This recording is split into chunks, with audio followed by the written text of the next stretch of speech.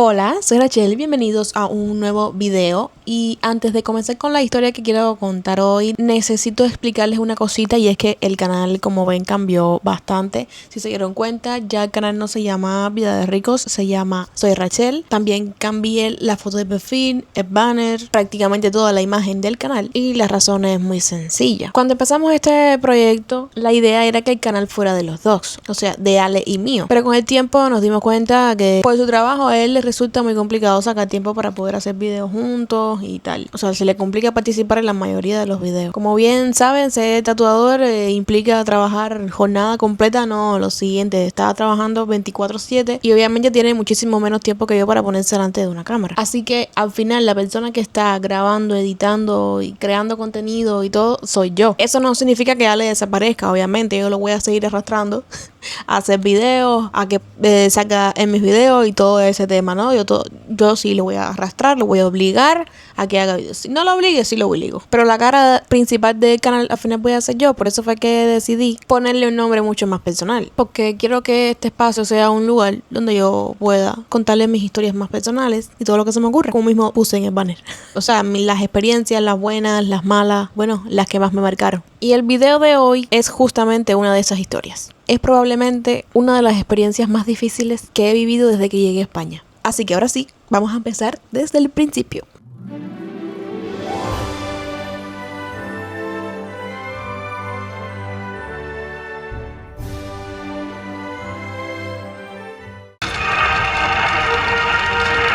¿Qué les pareció la intro? No sé, coméntenme. Estuve trabajando un poquito en eso.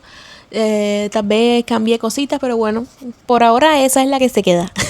Entonces, ya, ahora sí. Si me ven mirando para abajo, es que estoy mirando aquí porque tengo aquí, ¿sabes? Los temas de los que quiero hablar, cosas porque tengo muchísimos datos, muchísima información y no quiero que se me olvide nada. Entonces me estoy guiando para aquí porque yo sé que me pongo a hablar y hablar y me voy del tema, y que si no, mami, te me vas a aburrir, y ese no es aquí del asunto. Yo no quería hacer este video para desahogarme. De hecho, llevo pensándolo durante un año. Obviamente yo no llevo un año creando contenido, pero llevo un año pensando cómo voy a enfrentarme a este tema, cómo voy a hablar de esto. Y hace un año yo no creaba contenido. Y entonces ahora me encuentro con esto de que me empecé a dedicar a esto de crear contenido, y justo el 30 de junio se cumplió un año de haber dejado de trabajar, ¿sabes? Se cumplió un año del último día de trabajo en este lugar de la historia que les voy a hacer hoy. No te voy a decir story time de la vez que... No, porque es que no es un story time, ¿sabes? No quiero que sea un chisme, porque por muchas ganas que yo tenga de contarte chismes, por mucho que me encante contar chismes, tengo muchos chismes que contarte, pero esto no es uno de ellos como tal. Esto sí es una historia, una experiencia de vida. Así que durante todo este tiempo me pregunté si realmente valía la pena hablar de esto, o si era mejor simplemente pasar página ya y seguir con la vida normal. Pero cuanto más tiempo pasaba, me doy cuenta de que yo no quiero hacer este video para hablar más de nadie, sino porque sé que hay muchísima gente que ahora mismo está viviendo exactamente lo que yo viví, y porque si hace un año o más, obviamente más, alguien me hubiese enseñado este video, probablemente había tomado muchas decisiones mucho antes. Así que les voy a contar exactamente cómo fue mi experiencia, sin exagerar, sin inventar nada, y también intentando ser justa con todo el mundo, porque aquí hubo personas que hicieron las cosas mal.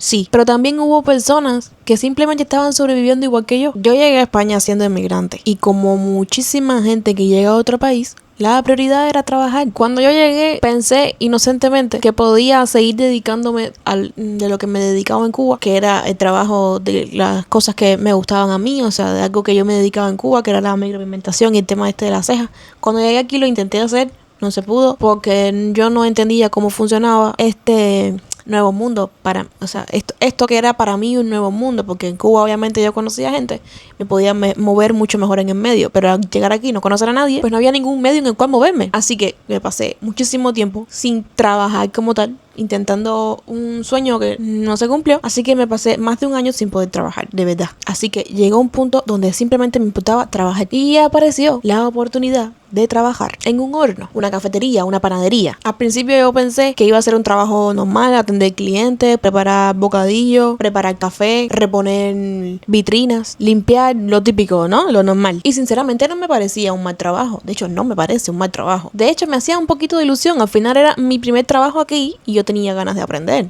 porque tenía ganas de hacerlo bien. El local era pequeño, muy pequeño. Éramos 4 trabajadoras y el dueño, nada más. No había encargada. Y esto quiero dejarlo claro porque puede parecer que sí había encargada, pero no. Ese puesto no existía. Todo siempre pasaba directamente por el dueño y cada vez que alguien preguntaba ¿quién es la encargada? Simplemente le decíamos no existe. Es directamente con el dueño.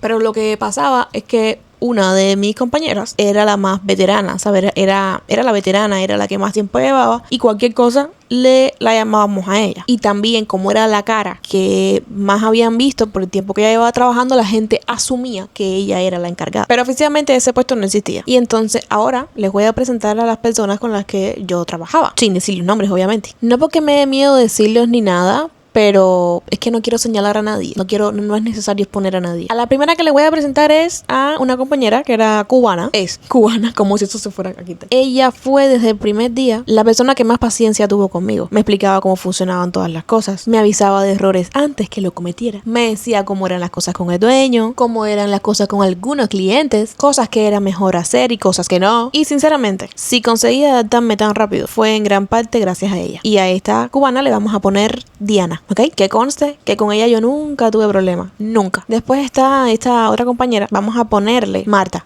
Sí. Y si le soy sincera, era o fue una de las personas más difíciles con las que he tenido que trabajar en toda mi vida. No quiero convertirla en la villana de esta historia, porque obviamente yo después entendí muchas cosas de su vida personal, pero en aquel momento yo solamente veía a una persona completamente impredecible, porque había días en los que trabajaba súper rápido, increíblemente rápido, y otros días en los que pasaban cosas que yo no podía entender o que yo no podía creer. Tachala, no abras puertas. Tachala abre puertas. Y luego estaba esta otra compañerita que le vamos a poner, ¿cómo le vamos a poner? Tamara. Ella era buena persona, la verdad. Nunca sentí que quisiera hacerme ningún tipo de daño, pero es que ella tenía un carácter muy explosivo. Cuando algo salía mal, lo normal para ella era gritar. Y en un local tan pequeño, eso significa que todos los clientes están escuchando. Absolutamente todo. Y obviamente a mí, eso me da vergüenza. Si yo hago algo mal a tus ojos y tú me quieres corregir, me parece a mí que la mejor forma no es gritarme delante de los clientes. Porque una cosa es corregir a un compañero, pero otra muy diferente es hacerlo delante de un bulto de personas. No sé, ¿cuántos pueden haber adentro de ese local? Más de 30 personas, seguramente que sí. 30, 40, no sé. Pero fuera de esos momentos. Hola, buenas. Me estás interrumpiendo. Tengo visita aquí. Vamos, ubícate. Dale, ubícate. Decía que fuera de esos momentos nunca tuve problemas como tal con ella. Y hasta aquí, más o menos, todo podría parecerte como un trabajo normal, con sus cosas buenas, sus cosas malas, clientes pesados, compañeros diferentes, un jefe. Nada fuera de lo común. El problema es que todavía no les he contado cómo funcionaba realmente este lugar. Porque cuando comencé a conocer el día a día, fue cuando entendí que aquello no era un trabajo normal. Y seguramente muchos están pensando, bueno, hasta ahora no parece tan grave, ¿no? Y tienen razón, porque lo peor no fue el trabajo. Lo peor fue darme cuenta poco a poco de cómo funcionaban las cosas. Y obviamente eso no lo descubrí el primer día, ni la primera semana, ni el primer mes. Lo fui descubriendo con el tiempo. Cada turno era una cosa distinta. Cada día pasaba algo nuevo. Y yo empecé a notar que habían comportamientos que todo el mundo veía normales, pero a mí me parecían completamente surrealistas. Por ejemplo, la compañera que llevaba años trabajando ahí, Marta. Literalmente todo el mundo la veía como la que sabía hacerlo todo bien, la rápida, la que resolvía cualquier problema. Y es verdad que trabajando era rapidísima. Yo ese mérito no se lo voy a quitar. Ella era capaz de hornear, preparar pedidos, sacar trabajo muchísimo más rápido que cualquiera de nosotras. Pero una cosa es su forma de trabajar y otra muy diferente era su forma de comportarse. Yo empecé a ver situaciones que me dejaban completamente descolocada. Recuerdo una tarde que todavía hoy me cuesta creer que pasara. Marta llegó a trabajar a las 2 de la tarde, al turno de la tarde como tal, que empieza esa hora a las 2, en unas condiciones bastante precarias. You know what I mean? Bastante precarias. You know what I mean, ¿no? Yo no sé exactamente todo lo que pasó esa noche anterior, porque obviamente yo no estaba ahí, así que todo es alegadamente. Y yo no quiero decir algo que pueda parecer que la estoy atacando, ¿ok? Así que no puedo asegurar nada 100%, pero según me contaron, había pasado una noche muy complicada, así que prácticamente no había dormido nada y llegó al turno en unas condiciones agotadas. Hasta aquí podrían decir, bueno, cualquiera puede tener un mal día, esto le puede pasar a cualquiera. Ok, tienes razón. El problema vino después, porque a la hora de llegar a trabajar, o sea, si ella llegó a las 2, a las 3 de la tarde, ella cerró el local, lo cerró, bajó la persiana metálica y se quedó medio arriba de una mesa, en pleno horario de trabajo. Y las personas que la despertaron fueron los policías, que llevaban rato golpeando la puerta metálica, porque el local llevaba horas cerrado cuando tenía que estar abierto. Y obviamente los clientes de siempre, los que siempre iban a la misma hora, les extrañó ver el local cerrado, miraron por el cristal y vieron que Marta estaba dormida arriba de una mesa, en unas condiciones sospechosas. Cuando yo escuché esa historia, pensé que aquello tendría consecuencias responsables. ¿Saben a lo que me refiero? Que pasaría algo, una cosa, no sé, mínimo un regaño, no sé lo que pasó. No sé si le regañaron, pero no pasó nada, señores. Ella siguió en su turno normal, no le descontaron nada, fue a trabajar después, completamente normal, como si nada hubiese pasado. Y ahí fue cuando empecé a hacerme una pregunta que me acompañó durante todo el tiempo que trabajé allí. ¿Cómo puede pasar algo así y no ocurrir absolutamente nada? Porque es que yo era la típica persona que veía que me estaba cogiendo 2 o 3 minutos tarde y ya yo iba ya haciéndome películas en mi cabeza de que me iban a regañar, de que me iba a decir hasta que mal que me iba a morir. Y entonces yo veía cosas muchísimo más graves y no pasaba nada. Y ahí empecé a entender que las reglas no eran iguales para todo el mundo. Cuanto más tiempo pasaba, más historias de ese tipo seguían pasando, que habían pasado antes que yo llegara y que pasaron durante mi estancia en ese trabajo. No voy a contarles todas porque serían demasiadas y este video sería eterno, pero sí puedo decirte que situaciones como esta o de este mismo tipo no fueron una excepción. Y mientras yo intentaba aprender a trabajar bien, a hacerlo todo correctamente y a no equivocarme, alrededor mío parecía existir una especie de caos permanente que todo el mundo aceptaba como si fuera normal. Quiero contar algo también que pasó con Marta, porque hubo un momento que marcó un antes y un después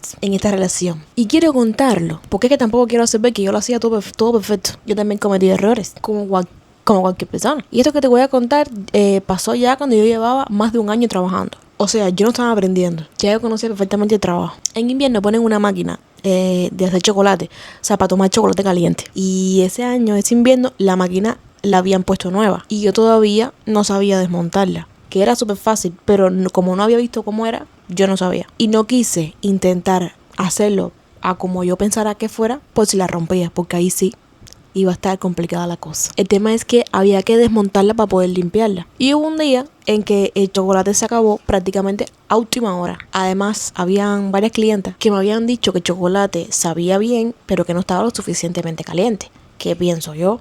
Que tengo que desarmarla, hay que limpiarla para ver si está tupida por alguna parte. Y entonces yo no sabía cómo desmontarla. Lo que quería era dejarla con agua para que reposara y preguntar al día siguiente cómo se desarma y una solución para darle. Y sí, tal vez fue un error, tal vez no tenía ni que dejarla con agua y tendría que haber preguntado, llamado, no sé, y tal vez tenía que preguntar cómo se desarmaba y limpiarla antes de irme.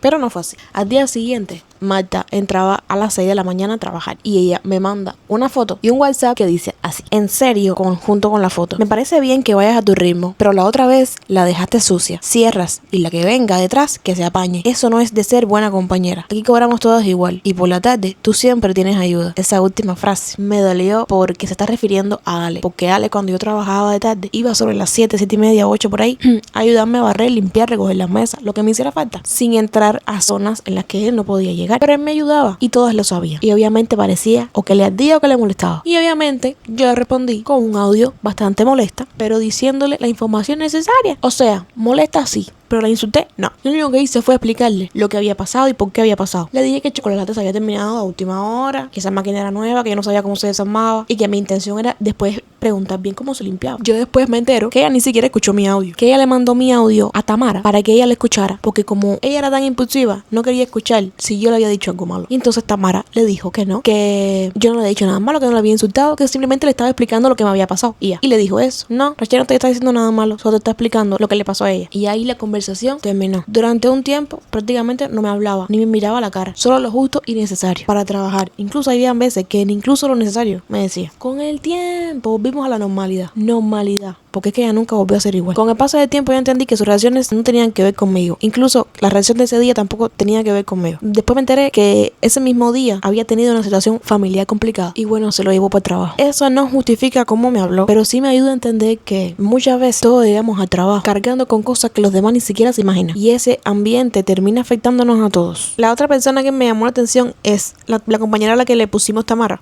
pues con ella yo nunca tuve ningún problema grave. Y quiero decirle porque me parece justo.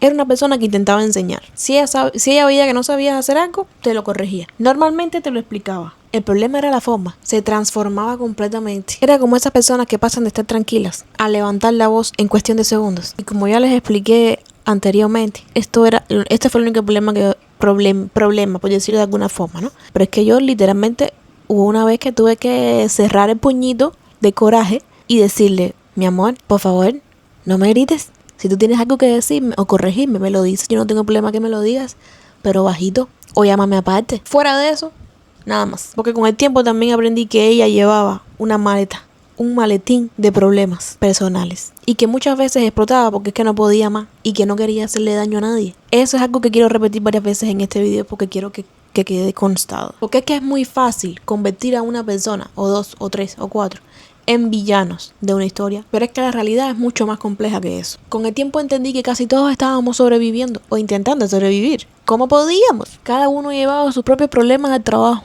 Y el trabajo hacía todavía más grande esos problemas. La única persona con la que jamás tuve un conflicto fue con la cubana, ¿sabes? Con Diana. Porque ella literalmente me decía, oye, mira, esto se quedó pendiente. Y yo, ok, oye, mira, hay que hacer esto o se me olvidó esto. Y era maravilloso todo. Sin gritos, sin reproche, sin malas caras. Como yo creo que deberían de resolverse las cosas entre compañeros. Ella fue la persona que más me ayudó a adaptarme. Y probablemente la única persona con la que realmente podía respirar. Porque llegó un punto en que el entrar por la puerta del local era entrar en un estado de tensión, pues es que tú nunca sabías qué iba a pasar ese día, qué es lo que iba a faltar, si iba a haber algún problema, si alguien llegaría de mal humor, y esa sensación de incertidumbre empezó a convertirse en parte de la rutina. Y lo peor de todo es que todavía no les he contado nada de la persona que terminaría convirtiéndose en una de las mayores fuentes de estrés de todo aquel año y medio que yo tuve en ese trabajo. Era una mujer que estaba allí prácticamente todo el día. Obviamente no voy a decir su nombre, pero le vamos a poner Casalla. Y para los españoles o los valencianos van a entender por qué. Pero para el que no, la Casalla es una bebida típica, una bebida alcohólica típica de Valencia, que se bebe tipo short, o sea, chupito, como le dicen aquí. Y esa mujer vivía a base de cerveza y casalla, cerveza y casalla. Y así durante todo el día, desde que llegaba hasta que se iba, literalmente. Llegaba cuando abríamos y se iba cuando cerrábamos. Habían días en los que yo llegaba al turno de por la mañana, que yo tenía que entrar a las 7 de la mañana y el local abrirlo a las 7:30. Y ella llegaba sobre las 8, 8:30, 9, por ahí, según. Y literalmente se sentaba en la misma esquina, alante de la barra, o sea, pegada, casi arriba de la barra. Se pegaba ahí tomando cerveza y casalla durante todo el día. Y el día que trabajaba de tarde, y entonces cuando yo llegaba a las 2 de la tarde, ella estaba ahí, sentada en el mismo lugar. Y cuando ya yo me iba a ir ya a las 9:30, seguía ahí. Literalmente tenía que botarla del lugar. Mami, acaba de irte. Llegó un momento en el que verla sentada en aquella silla era suficiente para saber que ese día ya iba a ser complicado. Y yo sé que puede parecer exagerado, que puede sonar que yo estoy ahogándome en un vaso de agua, pero es que de verdad era así, bro. Habían días en los que yo iba caminando por el trabajo y iba solamente pensando, por favor que esa mujer no esté ahí, por favor que esa mujer no esté ahí. Y si entraba por la puerta y no la veía, respiraba, gracias a Dios. Y ya pensaba ya, hoy por lo menos voy a trabajar tranquila, ¿no? Pero si ella estaba ahí, ya entraba con un nudo en el estómago, un nudo en la garganta. Yo ya entraba en un estado nudístico, pues es que tú nunca sabías cómo ella iba a estar. Habían días en los que apenas hablaba, ahí tranquila tomando, sin meterse con nadie. Pero había otros días en los que literalmente era imposible trabajar. Lo primero que te voy a decir es que yo me empecé a dar cuenta que ella no pagaba lo que consumía. Ella se pedía casalla, cerveza, casalla y cerveza. ¿A ti te pagaba? Así mismo me pagaba a mí, y te digo a mí, y te digo también que a las demás. Con las demás era lo mismo. Lo normal es que ella te decía, después te pago, después te pago. Y ese después te pago se puede convertir fácilmente en un mes entero. Una vez al mes, y cuidado, aparecía con una cantidad específica de dinero completamente al azar y te decía, creo que debo 50 euros, toma. O creo que debo 60, coge. Y pagaba eso. Aunque todos sabíamos que había consumido mucho más. Lo sabíamos nosotros, lo sabía el dueño, lo sabía todo el mundo. Y aún así, me quedé. Y aún así, eso seguía pasando. A mí eso me generaba muchísima incomodidad. Pero no era por el dinero. El dinero es mío. Lo que a mí me incomodaba era saber que estaba haciendo algo que estaba mal. Yo era incapaz de servirle a alguien, sabiendo que esa persona no iba a pagar. Entonces ya yo estaba incómoda. Pero esto es solo el principio. Lo peor nunca fue el dinero. Lo peor era, obviamente, su comportamiento. Siempre estaba sentada prácticamente, como te dije, al lado de la barra, comentándolo absolutamente todo, criticando a los clientes, criticándonos a nosotras, metiéndose en conversaciones que no tenían nada que ver con ella. Y dependiendo de cómo hubiera bebido ese día, la situación podía cambiar en cualquier momento. Había momentos en los que incluso parecía simpática. Y uno pensaba, bueno, por lo menos ahora está tranquila. Pero esa tranquilidad te voy a durar fácilmente 10 minutos nada más. Porque es que después empezaban los gritos, los comentarios fuera de lugar, las faltas de respeto y las situaciones completamente surrealistas. Había veces que insultaba a los clientes sin que nadie le hubiera dicho absolutamente nada. Y otras veces empezaba a decir barbaridades en voz alta, así, gritando, normal. Hubo días en los que simplemente se quedaba dormida arriba de la barra o arriba de una mesa. Hubo días en los que parecía que se había orinado arriba por la que tenía. Hubo días en que el olor a alcohol era tan fuerte que es que costaba acercársele. Y digo olor a alcohol para no decir otro tipo de olores o hedores. Y es que todo eso ocurría delante de los clientes, familiares, niños, de personas que simplemente habían ido a ese lugar a desayunar tranquilamente, normal. Y obviamente mucha gente me preguntaba, pero es que ¿por qué no la botan? ¿Por qué no la echan? Y es que esa misma pregunta me la hacía yo durante muchísimo tiempo, porque es que obviamente existe el derecho de admisión. Claro que existe, pero es que una cosa es decirle a alguien que se vaya, que se marche, y otra muy diferente que te haga caso, conseguir que se vaya. Porque es que cada vez que intentábamos decirle con toda la educación del mundo, Casallita, creo que hoy ya has tomado suficiente, creo que hoy ya has bebido lo suficiente, lo mejor es que te vayas a casa y descanses. Su reacción no era colaborar, todo lo contrario. Empezaba a insultarnos, a decirnos que quiénes nos creíamos nosotras para votarla a ella. Y conmigo y con la cubana siempre utilizaba el mismo recurso, el de decirnos que nos devolviéramos a nuestro país, que los de mi país éramos de tal manera, que si los emigrantes, que si qué asco, que si no sé qué, siempre el mismo discurso. Y quiero dejar claro que esto no era un comentario aislado, no fue una vez,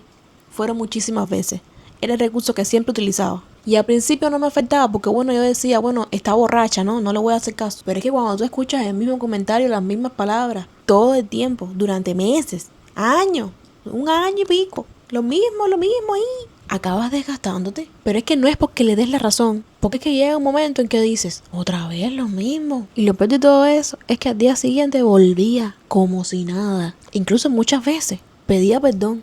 Pero es que sinceramente, a mí sus disculpas ya no me decían nada. Porque es que yo sinceramente no quería tener ningún tipo de relación con ella, ningún tipo de amistad, ningún tipo de nada. Lo único que yo quería, que yo pedía, era poder hacer mi trabajo tranquila. Donde obviamente hubo un día en que todo explotó. Hasta este momento de la historia ya habían pasado muchísimas situaciones incómodas con Casaya. Pero obviamente hubo una escena que para mí marcó un antes y un después.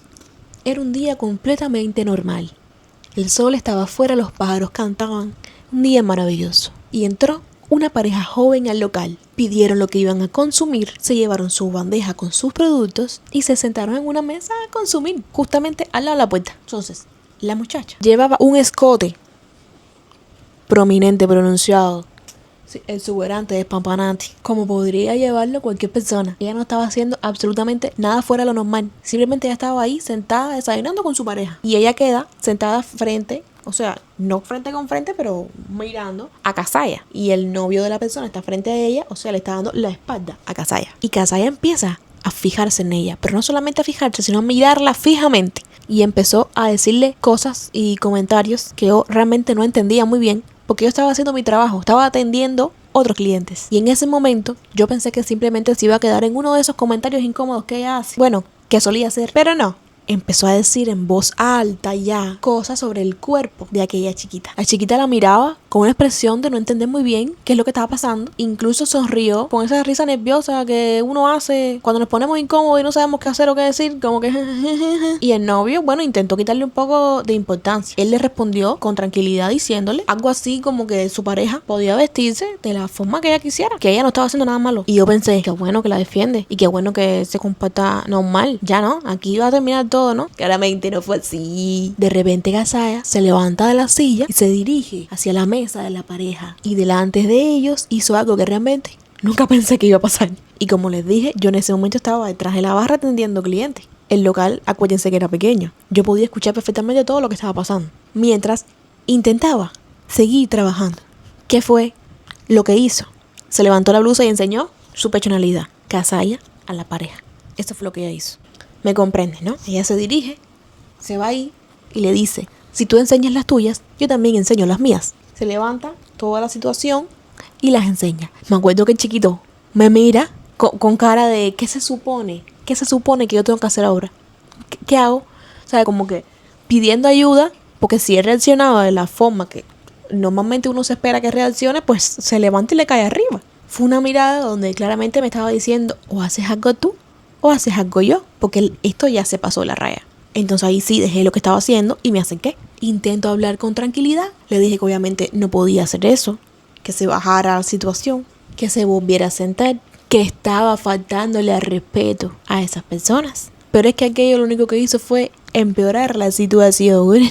En ese momento sale mi compañera que estaba trabajando en el horno, o sea, en el obrador. Ella sale a la que le pusimos Tamara, que cuando ella escucha todo el alboroto, ella sale preguntándome qué está pasando. Y yo le intento explicar en breves segundos qué es lo que pasó, que ellos llegaron, ella hizo, ella enseñó. Y entonces Tamara se dirige hacia donde está Casaya y le dice que tiene que irse del local. Ya no sentarse, que tiene que irse. Y le dice que aquello ya había cruzado los límites. Ella primero intentó hablar con ella, pero al ver que no entraba en razón, terminó acompañándola amablemente hacia la salida. ¡Dale afuera! ¡Dale afuera! Mientras yo me quedaba pidiéndole disculpas a los clientes. Y aquí también quiero decir algo. Esos clientes tuvieron una paciencia increíble. En ningún momento la tomaron con nosotros. En ningún momento se pararon a discutir ni a hacer ni decir nada. Entendieron que quienes estábamos trabajando no éramos responsables del todo del comportamiento de esa señora. Eso hizo que una situación que ya era bastante tensa no terminara todavía peor. Pero una vez fuera, o sea, una vez ya Casaya estaba afuera del local, o sea, estaba en la terraza, la historia no había terminado ahí. ¿Qué tú te creías?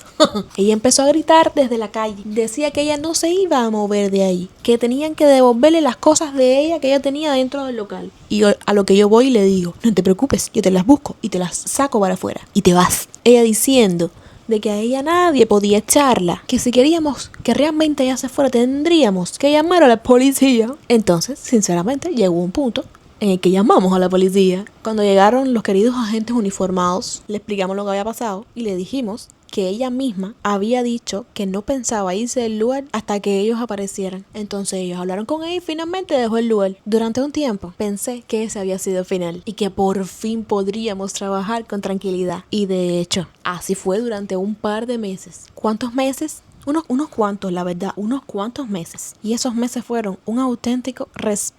Entrar al trabajo y no verla sentada ahí en aquella silla cambiaba completamente mi estado de ánimo. La simple ausencia de una persona ya era suficiente para que yo sintiera paz. Por esa tranquilidad no duró para siempre. Y con el paso de los meses, ella empezó a aparecer poco a poco, otra vez ahí por la zona del local, más o menos, cogía por los alrededores, pasaba por delante del local, se quedaba mirando para adentro, llamaba a Marta, la otra trabajadora, Marta, para que le sacara cosas y así no tener que entrar. Y a Marta, por pena, dice que por no decirle que no, iba y se lo llevaba. Y entonces poco a poco volvió a entrar. Y con ella volvió también esa sensación constante de tensión con la que llevaba conviviendo desde ya hacía un tiempo. Después de todo eso, hubo algo que entendí con el tiempo. Durante mucho tiempo yo pensé que el problema era una persona, o sea, esa persona. Después pensé que era una compañera. Después pensé que era... hasta este punto no le hemos puesto nombre al dueño. El dueño le vamos a poner Pepe. Hasta ahora les he hablado de los clientes, de mis compañeras y de algunas situaciones que viví ahí. Si te soy sincera, mira, con el tiempo yo entendí que el verdadero problema no era ninguna de esas personas por separado. El verdadero problema era cómo yo estaba gestionando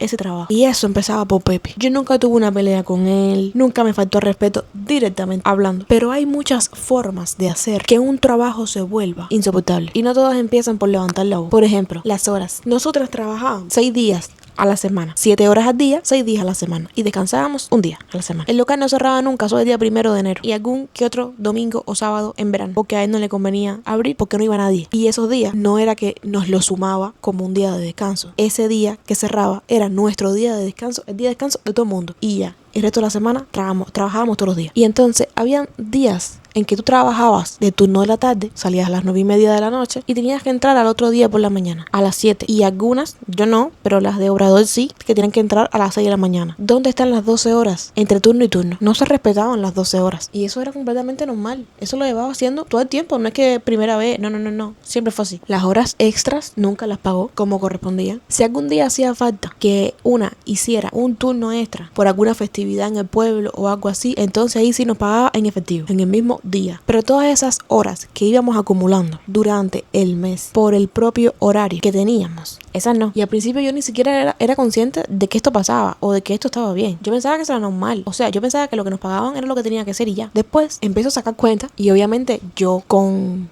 Diana, yo comento estas cosas, ¿sabes? Nos los comentamos y ella me dice, sí, efectivamente, estas cosas suceden y no nos las paga. Entonces nos dimos cuenta, o sea, me doy cuenta porque ella ya lo sabía, de que trabajábamos muchas más horas de las que figuraban en los horarios. Y otra cosa que a mí me daba ansiedad era el sueldo. Tú nunca ibas a saber cuándo exactamente te iban a pagar. Había meses que tú cobrabas antes, había otros que cobraba después, incluso en el verano. Directamente, hubo veces que nos pagaba el sueldo en varias partes. Un mes te daba la mitad, al siguiente otra parte, después terminaba completándolo y sí, al final acababa pagándote todo lo que te debía a cabo de los 2 o 3 meses. Pero es que el banco no espera, el alquiler no espera, los recibos no esperan, tus gastos siguen llegando exactamente el mismo día que siempre, independientemente de que si tu jefe decide pagarte o no.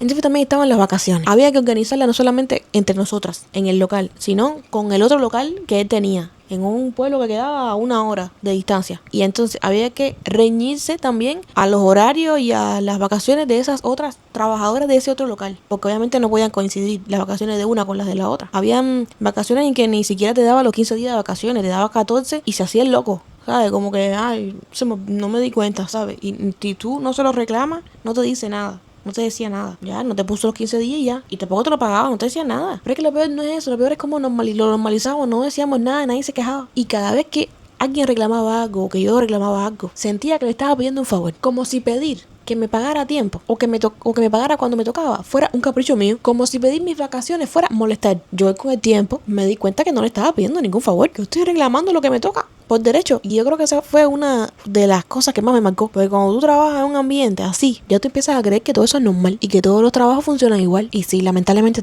muchos, casi hostelería entera, funciona así, lamentablemente. Y que entonces aguantar es parte del contrato. Y no debería hacerlo. Cada vez que pasaba algo, yo me decía, bueno, es que esto es hostelería, es normal, es que esto pasa, es que es así, es que todos los trabajos son así. Y cuando llevas meses diciéndote eso, dejas de preguntarte si realmente debería ser así y simplemente sobrevives. Obviamente yo llegaba al trabajo esperando que nada de eso pasara. Y cuando terminé el turno, en lugar de sentir alivio, ya estaba pensando en el día siguiente. Vivía esperando el problema. Ese fue el momento en que realmente yo entendí que el problema no era el trabajo, era lo que ese trabajo estaba haciendo conmigo. Porque yo seguía siendo la misma persona por fuera, pero por dentro ya no me estaba reconociendo.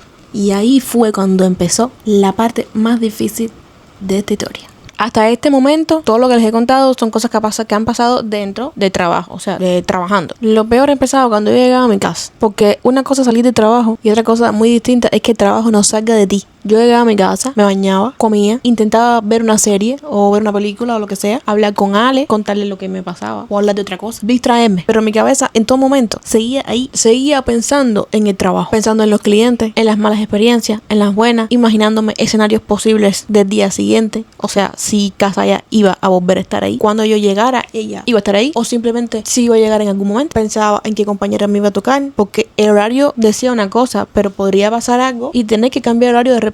Y entonces, si tenía que coincidir con esa compañera con la cual no quería coincidir, en que si Pepe me iba a escribir para pedirme algo, para, no sé, para lo que fuera. Pensaba en si había dejado algo mal, que si se me había olvidado reponer algo o limpiar algo. Pensaba que si al otro día me iban a llamar la atención por cualquier cosa. Y esto era todos los días. No había un día en que yo dijera, terminé de trabajar, ya, salí del trabajo, me olvido. Porque es que físicamente así salía del local, pero mentalmente yo nunca salía. Literal, vivía anticipándome a los problemas. Me imaginaba conversaciones que todavía no habían pasado. Me imaginaba discusiones. Me imaginaba clientes gritándome. Me imaginaba escenarios catastróficos. Y lo peor es que casi siempre aceptaba. Yo creo que yo misma me manifestaba cosas negativas. Y entonces llegaba ese momento de acostarme, dormir, descansar. Pero es que tampoco descansaba. Yo soñé tantas veces con ese trabajo que literalmente perdí la cuenta. Hay veces que se lo contaba a alguien, pero es que pasó tantas veces que ya contarle ese sueño repetido, o sea, sueño, pesadilla, esa pesadilla repetida, yo soñaba con que llegaban las 3 y 4 de la mañana y yo seguía en el trabajo y no me podía ir porque la gente no se quería ir, porque pasaba X cosas y yo no me podía ir, que yo bajaba la persiana para que la gente se fuera y la gente no se iba y seguían entrando gente por dentro de la persiana. Esas eran mis pesadillas y lo normal era despertarme llorando por darme cuenta de lo que estoy viviendo, por darme cuenta de mis traumas, y durante mucho tiempo yo pensaba que eso era normal porque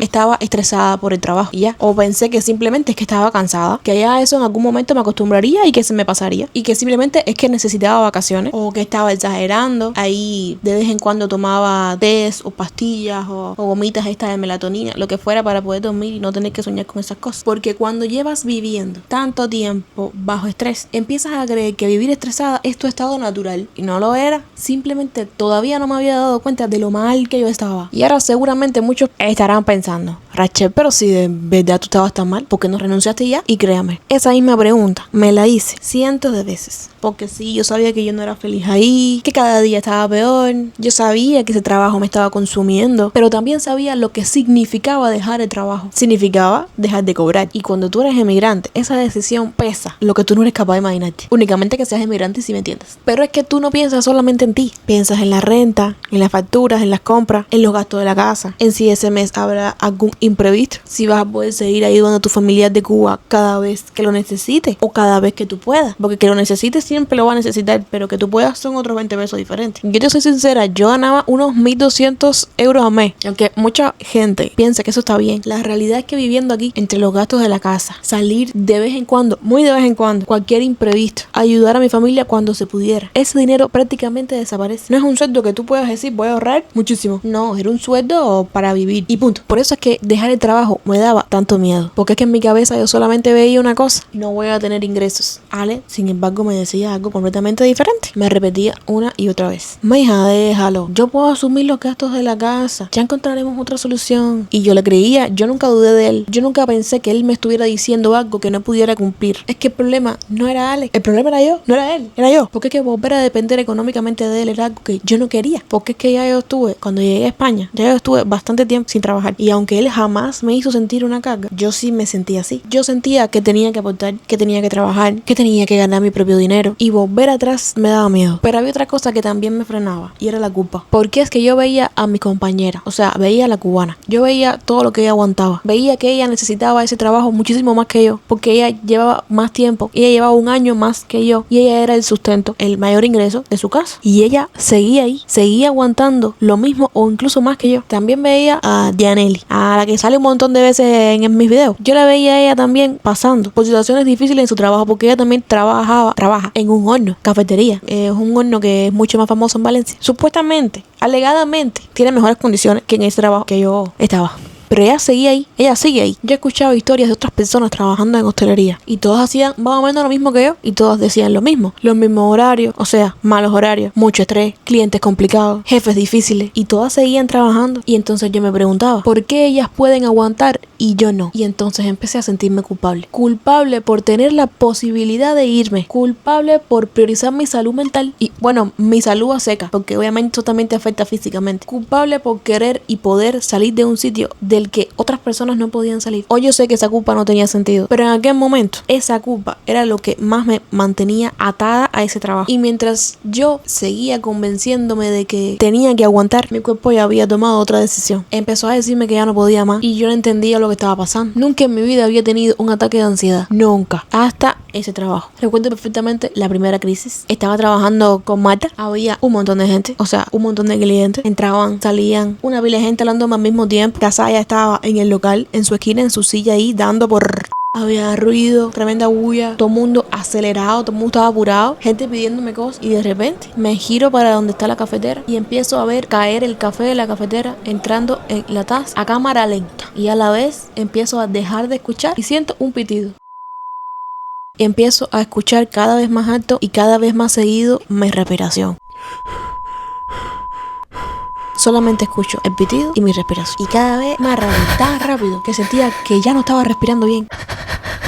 La verdad es que es una sensación muy extraña, y más si es la primera vez que te pasa. Como si mi cuerpo quisiera coger aire, pero a la vez no entra el aire. O sea que el aire no es suficiente. Empecé a llorar a cántaros. No entendía nada. No entendía por qué. Yo solamente quería que aquello parara, que todo el mundo se parara, que yo parara, todo parara. Yo no sabía qué me estaba pasando. Pensé que me iba a desmayar. Yo pensé que me estaba dando algo. No sé, un patatú, un hito, una cosa. Y en medio de todo ese caos, pasó algo que jamás voy a olvidar. Una clienta, una de las señoras que estaba esperando que yo la atendiera. Ella fue la única persona que entendió al momento lo que estaba pasando. Y no dudó un segundo, entró a la barra, me cogió con mucho cuidado y me sacó de dentro de la barra, me llevó para afuera, para la terraza, me sentó. Y ella me ayudó a respirar, me enseñó cómo, me hablaba con una tranquilidad increíble, me decía exactamente todo lo que yo necesitaba en ese momento. Me decía cómo coger aire, me dio las herramientas que necesitaba. Ella me explicó cuándo coger aire, incluso pidió a Marta que me diera una tila, una manzanilla, no me acuerdo qué fue, sé que fue un té, que me tomé. Yo no sabía quién era esa mujer. Para mí, a día de hoy, sigue siendo un ángel que me cayó en ese momento, porque es que literalmente no la vi visto, no la vi más nunca. Y es que gracias a ella conseguí tranquilizarme y sobre todo, gracias a ella entendí que eso tenía nombre, que yo no me estaba volviendo loca, que yo estaba sufriendo un ataque de ansiedad. Después vinieron más, también me pasó aquí en mi casa, me volvió a pasar trabajando, pero esta vez, o sea, todas estas veces ya sabía qué hacer, sabía cómo enfrentarme a eso, ya sabía cómo intentar volver poco a poco a presente,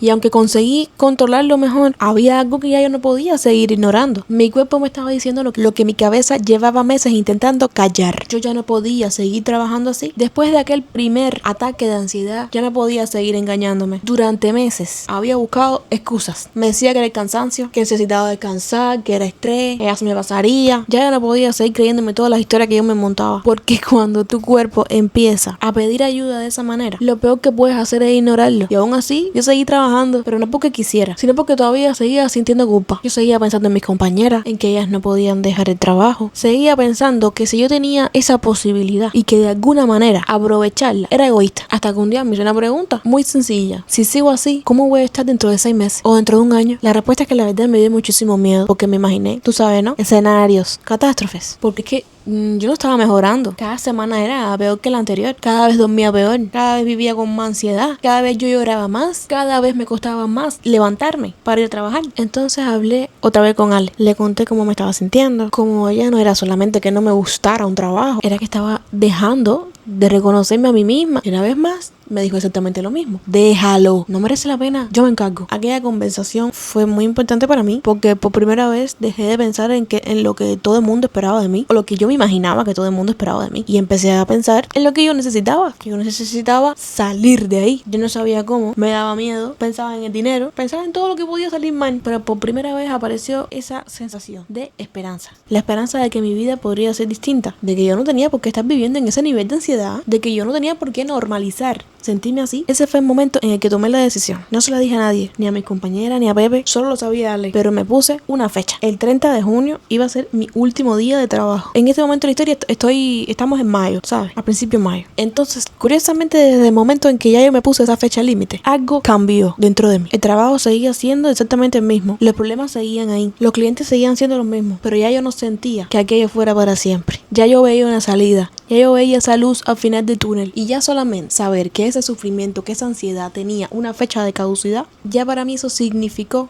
que ya yo podía respirar muchísimo mejor. Aunque esto parezca una tontería, me cambió completamente la forma de afrontar cada día. Ya yo simplemente estaba contando los días. Todavía me quedaban varias semanas por delante, y había una cosa que tenía clarísima: yo no quería irme de cualquier manera, ni quería montar un escándalo, yo no quería discutir con nadie, yo no quería irme molesta con nadie, yo simplemente quería cerrar esa etapa de la forma más tranquila posible. Así que empecé a preparar mi renuncia. Sí, renuncia. Busqué información, leí cómo tenía que hacerlo, con cuánto tiempo de antelación, busqué todo en ChatGPT, y con ChatGPT redacté la carta de renuncia. Yo quería que fuera educada, clara, concisa, porque es que esa decisión ya estaba tomada, mami, y ya no había vuelta atrás. Lo curioso es que nadie lo sabía, ninguna de mis compañeras, ni mi jefe, nadie, solo Ale. Y creo que también se lo dije a Dianelli, obviamente. Y guardar ese secreto también fue un poco extraño, porque por fuera todo seguía igual. Yo iba a trabajar, sonreía a todo el mundo, atendía a los clientes, hacía mi trabajo como siempre, pero por dentro yo sabía que estaba viviendo mis últimas semanas allí, y esa sensación es difícil de explicar. Todavía no era libre, pero ya podía ver la orillita ya. En ese momento también coincidía en que yo tenía que hacer un viaje a Cuba. O yo quería hacer un viaje a Cuba. Quería aprovechar las vacaciones que me tocaban y me debían para ir a Cuba y así ver a mi familia. Y quería que coincidiera el cumpleaños de mi mamá con el Día de los Padres, porque todos los años normalmente coincide. Y ese año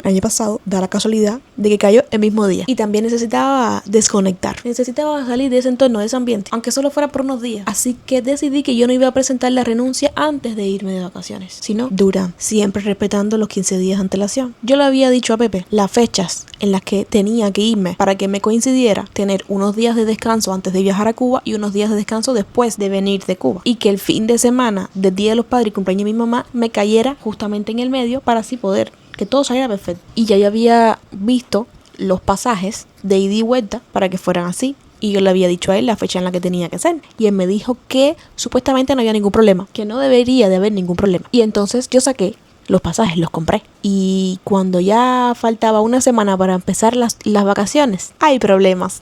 Adivina qué, no podían darme las vacaciones en esa fecha. Y yo le dije: no, yo lo siento, pero yo te dije que tenías que avisarme con tiempo. Tenías que decirme con tiempo si podía o no podía. Y tú me dijiste que supuestamente no había ningún problema, así que yo saqué los pasajes. Al momento ya yo pienso, otro problema más. Le recuerdo todo lo que yo le había dicho y lo que me había dicho. Entonces quedamos en que yo iba a salir de vacaciones como 2 días nada más antes de irme para Cuba y así iba a tener más tiempo de descanso cuando regresara de Cuba. Al final, que él me iba a dar mis 15 días de vacaciones, entonces yo le dije, él pensaba que yo iba a poder empezar a trabajar cuando yo llegara a España.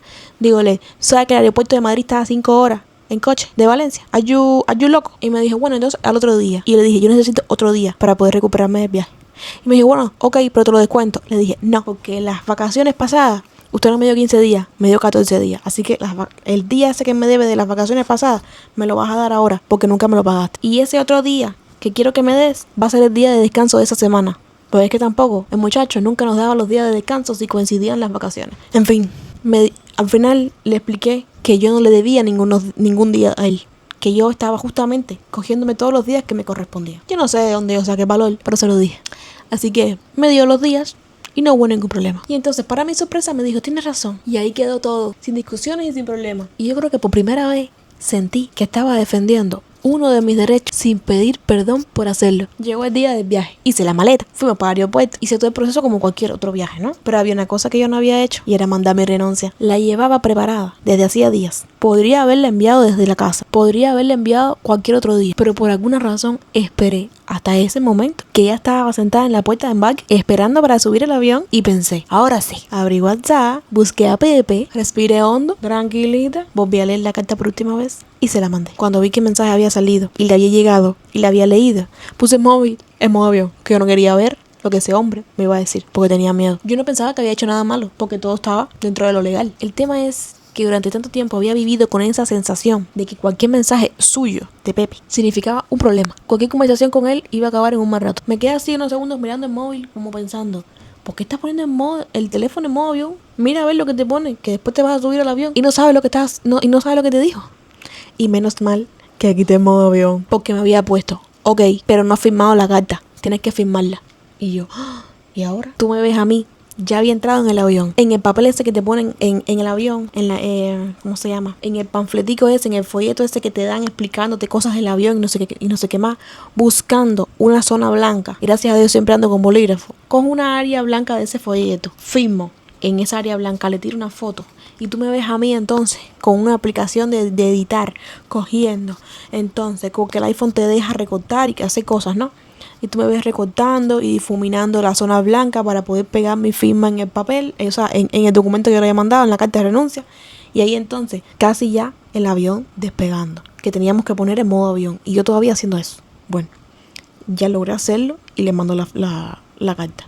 A lo que él me pone, ok, otra vez. Eso fue todo, ni una llamada, ni un porqué, ni una cosa, nada. Y curiosamente, ese ok me dio una paz, porque entendí que ya estaba, ya no había marcha atrás, que aquella etapa de verdad se había terminado. Guardé el móvil y disfruté mi vuelo, porque después de muchísimo tiempo, para mí había pasado una eternidad, no 1 año y medio, muchísimo más, lleno de sufrimiento.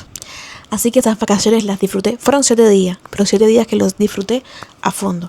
Mi familia realmente vio la parte en la que yo estaba disfrutando con ellos, y yo creo que yo sí les comenté que había renunciado y todo el tema, pero es que ellos no sabían todo lo que yo en realidad estaba celebrando. Yo estaba celebrando el cumpleaños de mi mamá, el día de los padres, que estaba con mi familia, no sé qué, que le llevé regalos, que le llevé cosas, que le llevé un teléfono a mi hermano, otro teléfono a mi hermana, ¿sabes? Yo estaba disfrutando todo eso, pero yo estaba por dentro de fiesta, porque ya yo había renunciado, mi amor. Ya mi etapa de sufrimiento y de ansiedad ya iba a terminar. Ya yo veía cada vez más cerca ese día de respirar. Aunque ya ahí yo estaba respirando, estaba celebrando, estaba de ira. Lechuga como fresca. Aunque obviamente me quedaban todavía unos días de trabajo, porque después que yo regresara de las vacaciones me quedaba una semana de trabajo. Y ya después de pasar todas las vacaciones, mis 7 días en Cuba, regreso a España. Estoy unos días más de descanso, unos días más de vacaciones aquí en la casa, como le dicen, las vacaciones después de las vacaciones. Entonces, como todavía me quedaban unos pocos días de trabajo, muy pocos la verdad, 7 días, yo cada día lo tachaba del calendario. Sentía que estaba un paso más cerca de recuperar mi vida. Recuerdo que la cubana Diana, ella ya sabía que me iba. Ya se lo había contado antes. Y cada vez que me veía me decía, medio en broma, medio en serio, ay Rachel, no te vayas. Obviamente las dos nos reíamos, porque en el fondo las dos sabíamos que era justo lo contrario. Ella se alegraba muchísimo por mí. Ella sabía perfectamente por todo lo que yo había pasado. Y sabía que si yo tenía la oportunidad de salir de ahí, tenía que aprovecharla. Yo nunca sentí envidia por su parte. Es que ella nunca intentó hacerme sentir mal. Al contrario, fue una de las pocas personas que realmente entendió por qué yo necesitaba irme de ahí. Y eso hizo que los últimos días fueran más llevaderos. Lo realmente gracioso es que cuando sabes que algo ya está a punto de terminar, empiezas a ver las cosas de otra manera. Los mismos problemas, los mismos clientes, las mismas situaciones de antes ya no tenían el mismo peso porque ya no sentía que aquello fuera mi futuro. Simplemente ya yo estaba terminando una etapa y llegó el último día. Recuerdo perfectamente entrar por la puerta del local pensando, esta es la última vez, este es mi último día. En mi mente estaba la canción de Beyoncé. Taran, tan, taran, tan. Ya yo estaba ya de fiesta, mami, de fiesta. Última vez con ese uniforme. Yo creo que yo le lavé el uniforme, se lo planché y se lo llevé. Última vez con el uniforme, última vez preparando café, última vez preparando bocadillo, última vez haciendo tostadas. ¿Qué más me caen las tostadas? Hacerlas, comérmelas bien, pero hacerlas no. Limpiar la barra, limpiar el piso, recoger vasos. Ok, última vez en el trabajo, pero última vez en ese trabajo. Ya yo estaba mirando el reloj, cuánto tiempo me queda, porque ya no solamente era qué tiempo me falta para terminar el turno, ya era qué tiempo me falta para jamás en mi vida, vaya a ponerse otra cosa, volver a este sitio. Jamás en mi vida, ni pasarle por delante. Por primera vez en mucho tiempo el reloj ya no parecía caminar en cámara lenta. Ya el reloj parecía normal, un reloj normal. Cuando terminé el turno, recogí mis cosas, me despedí de todo el mundo con total normalidad. No hubo una gran escena, no hubo un espectáculo, no hubo un show, no hubo discusiones, no hubo gritos, no hubo reproche, no hubo nada. Salí por esa puerta y mientras caminaba hacia mi casa sentía algo que hacía muchísimo tiempo no sentía. Paz absoluta y enorme. Como si me hubiese quitado 500 toneladas de encima. 500 toneladas que yo llevaba cargando hacía muchísimo tiempo. Ya no estaba pensando en el turno del día siguiente, en que si el cliente esto, en que si la otra iba a hacer cualquier cosa. Por primera vez en un año y medio ya no tenía que volver. Y esa sensación es una de las mejores que he sentido en toda mi vida. A ver, si yo hoy les he contado esta historia, no es para señalar a nadie. No es para que con este video vayan a buscar el local, para que vayan en contra de mis compañeras, en contra del jefe. De hecho, por eso durante todo el video he cambiado los nombres, he omitido detalles y he intentado contar esta historia desde el mayor respeto posible, porque hubo personas que me hicieron daño. Yo no quiero convertir este video en una cacería en contra de nadie. Con el tiempo aprendí que muchas de las personas con las que trabajé también estaban sobreviviendo como podían. Mis compañeras también cargaban con problemas personales, también estaban agotadas, también vivían bajo presión y probablemente ellas también normalizaban muchas cosas, muchas actitudes, porque pensaban que trabajar así era lo normal. Yo no las justifico, porque hubo actitudes que me hicieron muchísimo daño y que si hoy volvieran a pasar no las aceptaría, pero también entiendo que una persona que vive en constante estrés termina reaccionando de formas que no siempre son las mejores. Y eso fue algo que aprendí cuando ya yo había salido de ahí. Tampoco quiero decir que todas las empresas sean iguales, que todos los trabajos sean iguales, ni que todos los jefes sean malos, porque no sería verdad. Estoy segura que hay muchas personas que trabajan en hostelería y que tienen buenos compañeros, empáticos, amables. Y también espero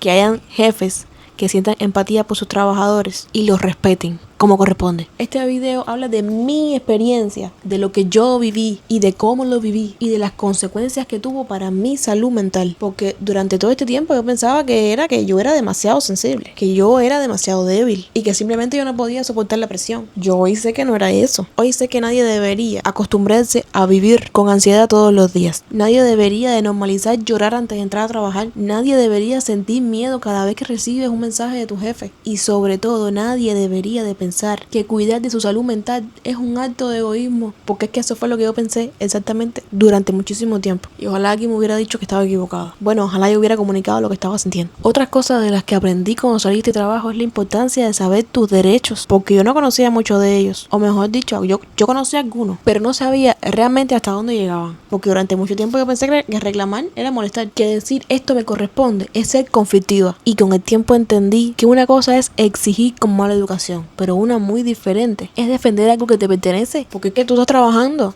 Tú no le estás pidiendo un favor a nadie, tú estás cumpliendo con tu parte. Y la otra parte también tiene sus responsabilidades y tiene que respetar tus horarios, tus descansos, tus vacaciones. Tiene que cumplir con aquello, con lo que se ha comprometido. Y eso no es un privilegio, eso es lo mínimo. Durante mucho tiempo yo normalicé que aguantar malos modos, malos tratos. Es normal que si el jefe tarda en pagar hay que tener paciencia porque pobrecito, una lástima me da. Que si el cliente te falta el respeto, tú tienes que sonreír porque el cliente siempre tiene la razón. Y aquí tienen una frase de que el que manda paga, una mierda. Porque cuando tú normalizas el maltrato, dejas de reconocerlo como maltrato y empiezas a pensar que el problema eres tú, que eres demasiado sensible, que no sabes trabajar, que no sirves para este sector, que ya entonces la normalidad y la tranquilidad te parece una cosa inalcanzable. Ya se te ha olvidado qué cosa es trabajar con tranquilidad. Por eso, y ya para terminar, si alguien que está viendo este video se siente identificado con alguna parte de mi historia, me gustaría decirle algo. Infórmate, conoce tus derechos, pregunta, busca asesoramiento cuando lo necesites y sobre todo, y muy importante, no dejes que nadie te haga sentir